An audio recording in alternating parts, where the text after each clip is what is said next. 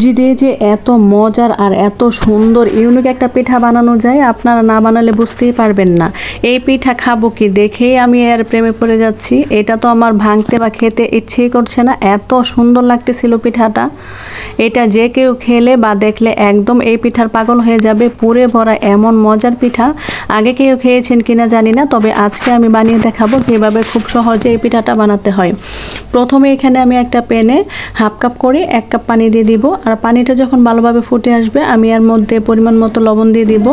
আর এই লবণটা ভালোভাবে মিশিয়ে আমি এর মধ্যে হাফ কাপ সুজি দিয়ে দিব। সুজিটা দেওয়ার পর এটাকে খুব ভালোভাবে নেড়েচেড়ে একদম মসৃণ একটা ডো বানাতে হবে। আপনারা স্ক্রিনে দেখে বুঝতে পারছেন আমি কীরকম করে ডোটা বানাচ্ছি। আর ডোটা যখন বানানো হয়ে যাবে আমি এটা চুলা থেকে নামিয়ে নেব আর সুন্দরভাবে একদম মসৃণ করে মথে নেব। সুজি দিয়ে এত মজার পিঠা আর এত ইউনিক দেখতে পিঠা আগে কখনো খেয়েছেন কিনা অবশ্যই কমেন্টে জানাবেন। তো মসৃণ করে ডোটা বানানোর পর আমি এখন কালারিং মিক্স করে নেব 2টা পিঠার মধ্যে।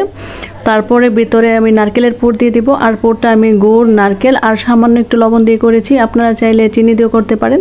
তো ভিতরে এরকম করে পুরটা দেওয়ার পরে আমি সাইডগুলো বন্ধ করে দেব। আর আমাদের বাসায় যদি শোন থাকে তাহলে আমি কাটা ছাড়া আজকে শোন দিয়ে পিঠাটা একটু সৌন্দর্যের জন্য ডিজাইন করে দেখাবো।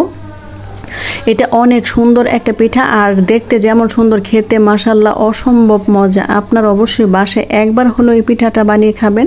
এটা খাবেন কি, এই পিঠাটা বানানোর পরে এই পিঠার মধ্যে তাকিয়ে থাকতে থাকতে আপনার মনে খাওয়ার হয়ে যাবে যে এত সুন্দর পিঠা আমি ভেঙে খাবো। এটা দেখতে যেমন সুন্দর, খেতেও এর স্বাদ দুর্দান্ত লেভেলের। আপনারা স্ক্রিন দেখেই বুঝতে পারছেন আমি পিঠাটাকে কীভাবে ডিজাইন করে নিচ্ছি।